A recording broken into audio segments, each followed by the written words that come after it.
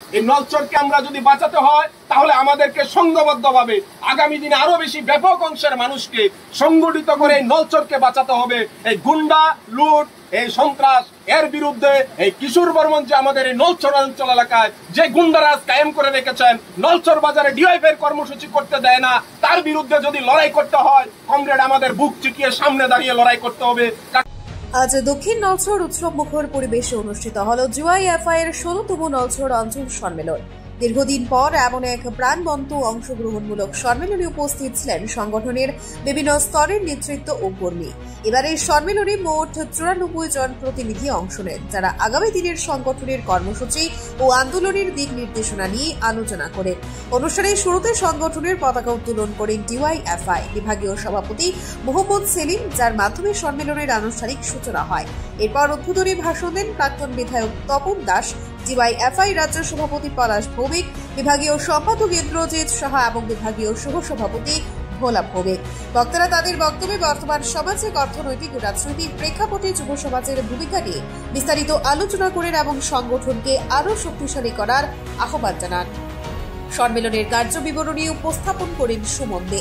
আলোচনায় অংশ নিয়ে প্রতিনিধিরা স্থানীয় সমস্যা, বেকারত্ব, শিক্ষা ও মাদক বিরোধী আন্দোলন সহ বিভিন্ন ইস্যু তুলে ধরেন। সম্মেলনের শেষে নতুন কমিটি গঠনের দিক নির্দেশনাও দেওয়া হয়। সমগ্র অনুষ্ঠানে উপস্থিত ছিলেন সম্পাদক মণ্ডলীর সদস্য প্রসেনজিৎ মজুমদার সহ অন্যান্য নেতৃত্ব ও কর্মীরা। দিনের শেষে জাতীয় সঙ্গীতের মাধ্যমে সম্মেলনের সমাপ্তি ঘোষণা করা হয়। এই নলচরকে আমরা যদি বাঁচাতে হয় তাহলে আমাদেরকে সংঘবদ্ধভাবে আগামী দিনে আরো বেশি ব্যাপক অংশের মানুষকে সংগঠিত করে এই নলচরকে বাঁচাতে হবে। এই গুন্ডা লুট, এই সন্ত্রাস এর বিরুদ্ধে এই কিশোর বর্মন যে আমাদের এই নলচর অঞ্চল এলাকায় যে গুন্ডারাজ কায়েম করে রেখেছেন, নলচর বাজারে ডিওয়াইফের কর্মসূচি করতে দেয় না, তার বিরুদ্ধে যদি লড়াই করতে হয় কমরেড আমাদের বুক চিকিয়ে সামনে দাঁড়িয়ে লড়াই করতে হবে। কারণ আমরা লড়াই করি সকল বেকার যুবকের কাজের দাবি। আপনাদের দেওয়া প্রতিশ্রুতি বছরে ৫০,০০০ বেকারের কাজের দাবি কোথায় গেল? মিস কলে চাকরি কোথায় গেল? মিস কল যে নাম্বারটা দেওয়া হলো, এই মিস কলের নাম্বার এখন ফোন করলে বলছেন এটা সারের দোকানের নাম্বার।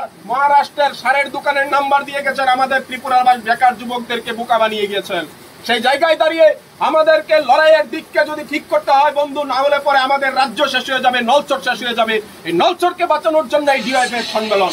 এই সম্মেলনের মধ্য দিয়ে আগামী দিনে যে কমিটি তৈরি হবে, এই কমিটিকে ইস্পাত দৃঢ়ভাবে সংগঠনকে সাজাতে হবে। কোন দিক থেকে, কোন জায়গা থেকে যে অঞ্চল কমিটির সদস্য নির্বাচিত হবেন, যারা এই অঞ্চল কমিটির সদস্যরা আগামী দিনে আমাদের এই নলচর অঞ্চল এলাকাতে যাতে সাংগঠনিক কর্মকাণ্ড একটা ব্যাপকতর রূপ নেয়, তার জন্য আপনারা সকলে মিলে ভূমিকা গ্রহণ করবেন। এই নলচরের মধ্যে যেই সাংগঠনিক প্রক্রিয়া আপনারা চালু রেখেছেন তার ধারাবাহিক গতি আগামী দিনে আরো বেশি করে বেগবান করে মহকুমার মধ্যে একটা শ্রেষ্ঠ নলচর উপহার দেওয়ার জন্য এবং এই ফ্যাসিস্ট এবং যারা লুটতরাজ তাদের বিরুদ্ধে তাদেরকে পরাজিত করে এই নলচরের জয়কে চিনিয়ে আনার জন্য সংগ্রামকে আরো বেশি বেগবান করবার জন্য আপনারা ভূমিকা গ্রহণ করবেন।